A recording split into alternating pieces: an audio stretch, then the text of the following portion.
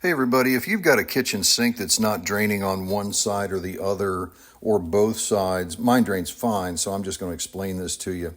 Incidentally, if it is both sides, hang with me to the end because I'm going to tell you a little plumber's trick that works a very high percentage of the time.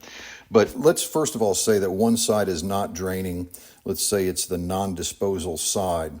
Let's get under the hood and take a look. Okay, again, if our disposal side is working fine, and the other side is not, it's telling us a story, and that's that the plumbing associated with the disposal side and the outbound line is fine. So we need to focus our attention here. The likely culprit, incidentally, is what's referred to as the P-trap by plumbers. We can call that a curvy pipe thingy because it's just us here. So one solution, if it's not here, by the way, it will be here. One solution is to unscrew these, and you can usually do it by hand. If you can't get it started, you can use channel locks to get them going, and I'm not going to pull it apart. Again, I don't have a problem, but it's very intuitive. You'll want to put a bucket under here to catch water, and you get these cleaned out, and that'll solve your problem. But before you do that, always try a plunger. I've got plungers for the toilets in the house, and then I've got another one. You can see I've marked it sinks. It's exclusively for sinks because I don't want toilet plungers in my sinks. But in any event, so you've got water in this side.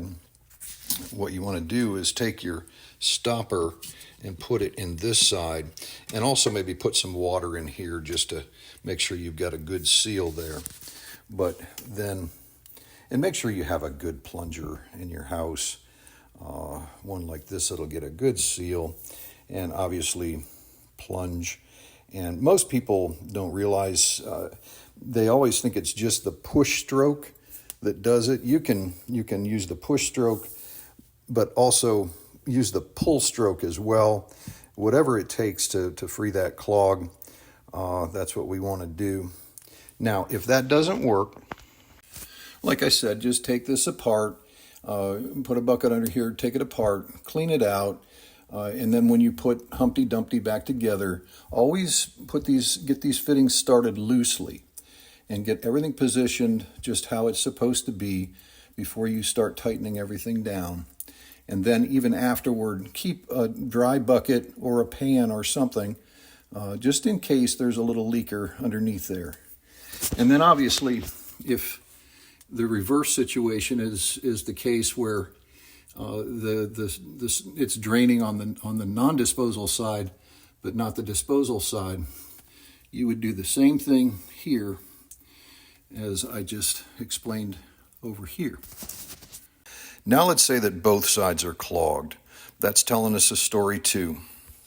It's telling us that the clog, it's very unlikely that this would be clogged and that would be clogged at the same time. What it's telling us is that clog is on that outbound line or even further down the sewer line. We can pull all of this apart, just like I explained here. We can do here to access that outbound line and try to clean that out. But first, I want you to try this old plumber's trick. Take your stopper, put it on the non-disposal side. Again, you've got water on both sides because it's plugged up. Put it on the non-disposal side.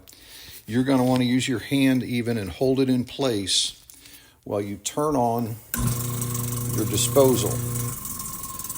And what that'll do, it'll cause that disposal to function as a water pump. And it'll a lot of times blow that clog right out of there. Now you might need to try it, 2-3 times, but it works a very high percentage of the time. Hope that helps somebody out there. Thanks for watching. Have a great day.